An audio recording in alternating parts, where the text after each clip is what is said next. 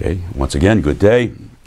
Right away, I forgot to do something. I want to introduce the recorder, Dan, who's doing this online recording. And there he is. Dan took this course as an undergraduate, so as I present this, I'm carefully watching his face to get his reactions, and so that I can adjust as I go along. I didn't put too much pressure on you. Yeah, appreciate it. But if you want to ask me the occasional question. And he said if I want to ask him an occasional question, I can do that. I won't put any more pressure on him than already exists. If I answer it incorrectly, I'm going to cut it out, though. Okay. Let me begin with a biography of Marx. You should know something about who the man was. And I also have another motivation for presenting this little story about Marx. I'm going to also introduce the dialectic as I tell you the story of Marx. So I'm going to tell you very briefly, just take me a few moments, this story of Marx, the man, and the way he thinks, this Marxian theory. But in so doing, once again, I'm going to also present to you the methodology of Marx, that is this concept of overdetermination. So there's two purposes here. First, Marx was born in Germany in 1818, beginning of the 19th century, and he dies at the end of the 19th century, 1883. So the first thing we can say about this is that Marx, in the way he thought about society, that, you know, the development of his Marxian theory, was a complex product of the economic changes that were occurring in Germany and France and in England and so forth over these decades. Just like everybody else, we are all, including Marx, a complex product, a complex effect of the economic times. And just to explore that for a moment, during this period of time in Germany, dramatic changes were occurring, which was the death of an old society, feudalism, and the birth of a new society, capitalism. That's always interesting, birth and death. So Marx becomes intrigued with the following question. How does capitalism, that's the birth of capitalism, arise in society? And he's going to argue that the birth of capitalism arises in and out of the death of feudalism. And it's called, within the Marxian tradition, the transition from feudalism to capitalism, and it forms the end of volume 1 that I asked you to read in this course. So there you can read Marx's ideas about how one society moves to another. Bear that in mind, because Marx, and especially the Marxists after him, are going to also be concerned with a different kind of transition, which is the movement, the transition from capitalism to socialism and communism. So there is a lot at stake in this kind of theoretical analysis that Marx is going to present in terms of the movement of one kind of society to another. So one of the things that Marx then does, he begins to theorize the movement of one society from another, because that was occurring during his day, and people were asking, what's the birth of this capitalism, how did it come about, and so forth. Next. There's no question, as you all know, that this is a period of time in Europe in which there's enormous industrialization occurring as part of this growth and development of capitalism. The Industrial Revolution, roughly, in England from 1750 to 1850, and then another one from 1850 to World War I. The revolution in textiles and consumer goods in the first 100 years, and then the revolution in all kinds of capital goods and heavy industry in the second, from 1850 roughly to World War I. That's occurring in Germany and Western Europe as well. It's a little bit later than what occurred in England, but nonetheless, tremendous industrialization. So Marx answers, or tries to come up with an answers to the questions of the day. What's producing all this industrialization? What is the nature of it? Third, the title of his book is called Capital. Well, that's an interesting question. People want to know, in this development of capitalism and this tremendous growth of industry, what is capital? So Marx begins to theorize, provide an answer to the economic questions of the day, not only transition from feudalism to capitalism, not only what's causing industrialization, but what is capital? And of course, you can see the next question of what is a capitalist? So Marx is going to provide new answers to this question, as well as things like the following. What produces the value of something? How do we explain price of both inputs and outputs? So Marx is going to provide, in volume 1 of Capital, again that which we're reading here, an explanation for the price of something. Okay, and let me pick up, since it connects to what we've already done, and we may as well make use of it. What Marx is going to try and show is that the price of something, I left it on the blackboard, the price of something in the market is connected to class exploitation. This is going to be a very famous and important part of his theory. What he's going to show is, again, that the price of an apple, the price of a car in the market, contains within it class exploitation. That's consistent with what we did before. Finally, since it's appropriate today, Marx is going to provide a theorization of the ups and downs of capitalism, the incessant business cycle that capitalism suffers from. So the booms followed by the busts, followed by the booms.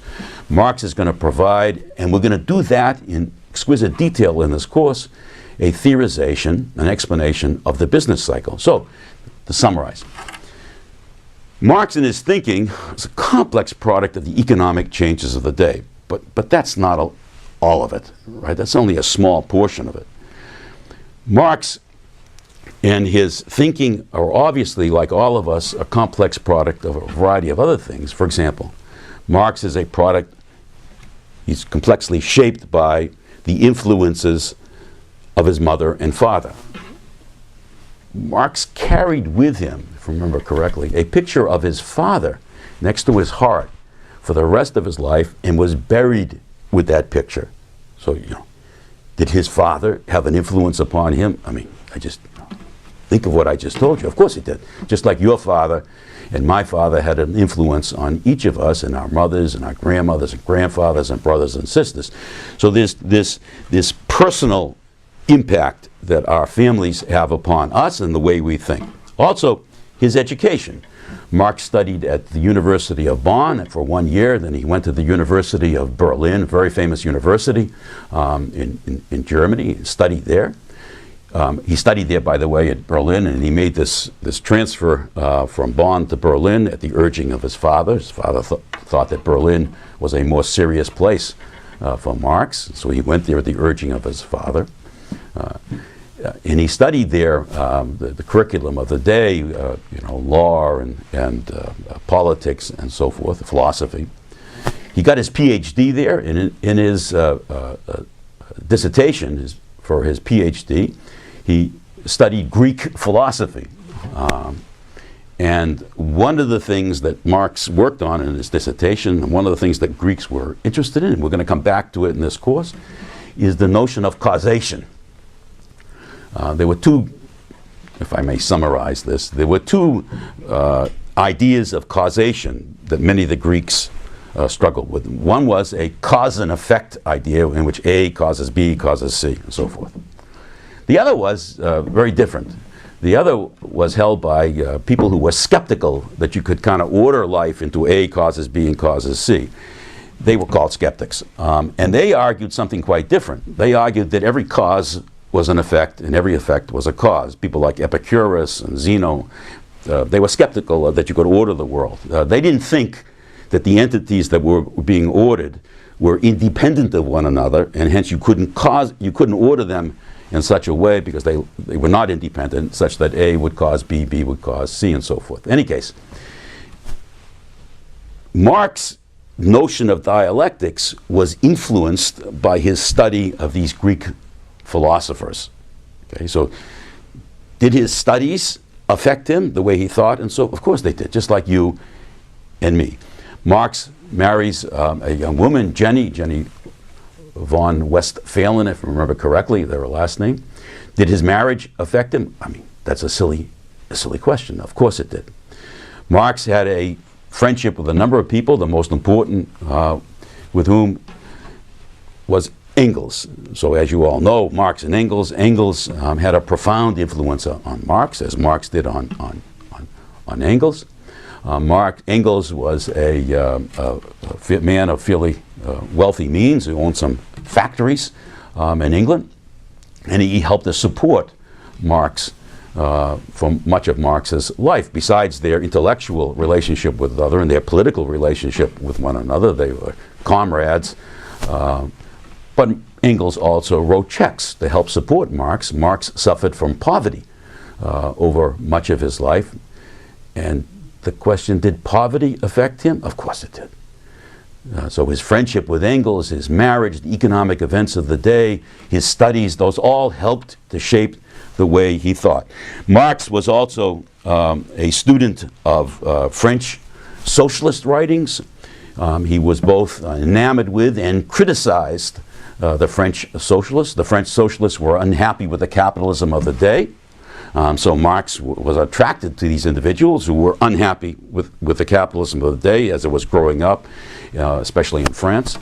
But Marx differed from them as well and provided a criticism of them, once again, to pick up what we did before. And the reason is because the French socialists, according to Marx and according to Engels, did not have a class criticism of society. They criticized society, the poverty of the day and so forth, the business cycle, but they did not connect their criticism to surplus value. And so that Marx is going to provide a critique of them for that reason. He also studies British political economy that was growing in the day. He studies Adam Smith.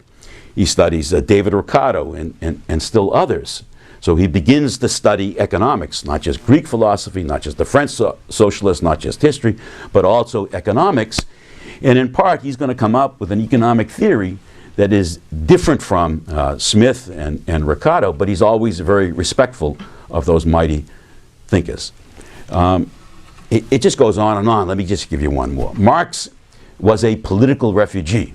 That is, even as a young man, he became noted to the authorities as a person who was a problem in Germany, a problem in France, a problem in Belgium. And so he was moving from one society to one country from another as he came under increasing pressure of the police, the political authorities of the day, because his ideas were troublesome. As I told you, they produced an element of fear amongst the people. Don't forget that Marx and Engels were the two individuals who produced something in the 1840s called a Communist Manifesto. They were asked by a league of workers in France to produce a manifesto for them. And Marx and Engels responded by saying, okay, here is a blueprint for you workers. And that blueprint for the workers was very, very important in the revolt of the workers across Eastern and Western Europe in the 1840s. Okay, so Marx was a problem, okay, and that aspect of his being a problem and his being a political refugee, he ends up in England, affected him, just like anyone being a political refugee has her ideas and her experiences colored in part by that experience. Let me summarize this then, okay, because there's a theory here. So what I'm going to do now, I told you a little bit about the story of Marx, but I want to now use it to kind of get across, if I can, this notion of the dialectic or overdetermination.